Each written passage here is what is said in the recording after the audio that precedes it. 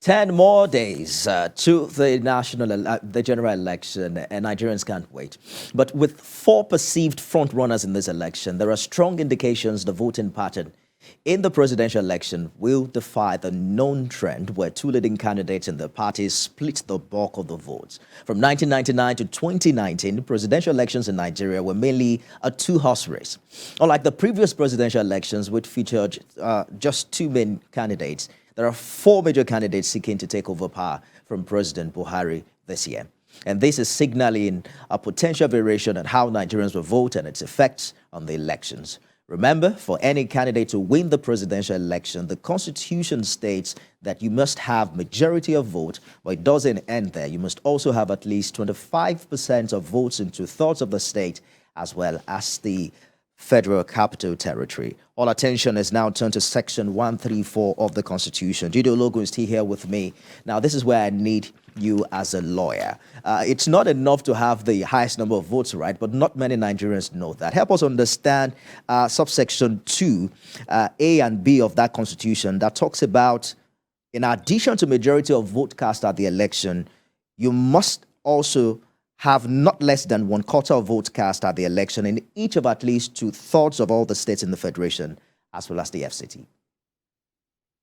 You know, this is to allow for a spread across the nation.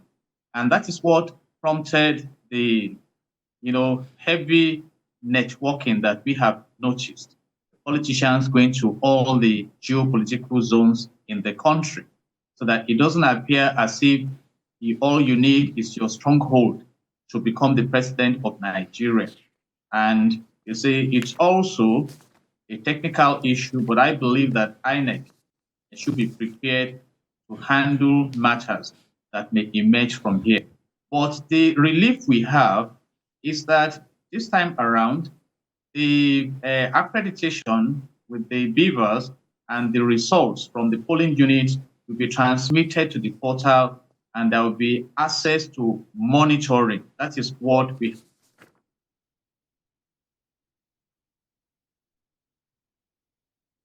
It seems we're having problems. I'm hearing Mr. Ologun, but he's talking about the introduction of the BVAS technology, the bimodal voter accreditation system, which many have called a game changer in this election. Mr. Ologun, we lost it for a bit. You can go on now. So, and that is what we all look forward to, that the new introductions by virtue of the Electoral Act amended in 2020, will be allowed to fly. And if that is the case, then we look forward to the credible, free and fair, in quotes, in relative terms, in these few days to come for Nigeria. But if you pay attention to the stampeding we have been recording lately, many are apprehensive. But I just want to personally advise that we should calm down and to also advise the government that a lot of confidence has been reposed and trust in you. So it should be sad if the promise to deliver Mr. a credible election to Nigerians is not met. So should there be a default of that provision of the Constitution that talks about, a spread of majority vote across a significant number of states in Nigeria? Subsection 3 talks about a default of a candidate duly elected in accordance with that subsection. And it's talking about what would happen thereafter. The candidate who scored the highest number of votes at any election held in accordance with the said subsection 2 of this election is now saying one among the remaining candidates who has a majority of votes in the highest number of states. And that's of interest. Is that suggesting that even if you come second in this election, if another candidate who has a lesser number of votes has higher number of votes across the states might be considered for the runoff? Can you kindly clarify that? I just want to advise at this point that we allow INEC to run with the provisions of the law, because I don't want to hit the politics, because that is what should be expected. The laws are clear on it, but also that even when the laws are clear, the implementation is another thing. Because when you talk about, I mean, right now there had been some decisions, even from the highest court in the land, that many jurists are arguing over. But we are just appealing, personally speaking now, to INEC that please, like a renowned judge mentioned then, that justice should not only be done, but clearly seems to have been done. And a very solid foundation for having a prosperous nation is to allow a democracy that is built on justice.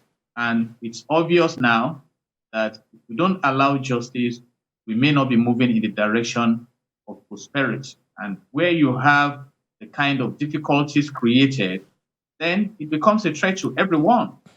And so my advice is that INEC should walk the talk by expressing transparency and integrity. And again, the electorate should arm themselves and get ready to understand the expectations during the voting processes, ensure that you comply, and vote your conscience. And that is to say that globally speaking, we expect that the elections of 2023 we hold as planned, so that it won't be an election that is suspended, and it's becoming more difficult to have it postponed or suspended because all the elements that could have given way to that, talking about the cash crunch, the fuel scarcity, the INEC chairman has assured us that he's in touch with the major stakeholders to ensure that those don't constitute hindrances to the implementation of the elections. And we also need to be concerned about insecurity, particularly in the southeastern part of the country. And the law enforcement agents have assured us. Indeed. But we knew that there would be an election in 2023 at least 4 years ago. So, and I know that the budget of INEC was in the region of about 205 billion naira, apart from the 40 billion annual budget that is released for administrative purposes. So with all this, and with the declaration of the INEC chairman himself in March 2022, that he has received substantial provisions to give Nigerians credible election in 2023. Now 2023 has come. We all look forward to, casting our votes. So my advice is that please go and locate your PVC, keep it near you, and evaluate what you want for Nigeria, a secure future or a mortgaged future. Absolutely. And vote interest. And we wish all the stakeholders the best of engagements. Good place and to leave it. Pray that God will save us from the evils of politics. Lawyer and PR expert Jide Ologun, thank you for talking to us on The Countdown. Thank you. God bless Nigeria.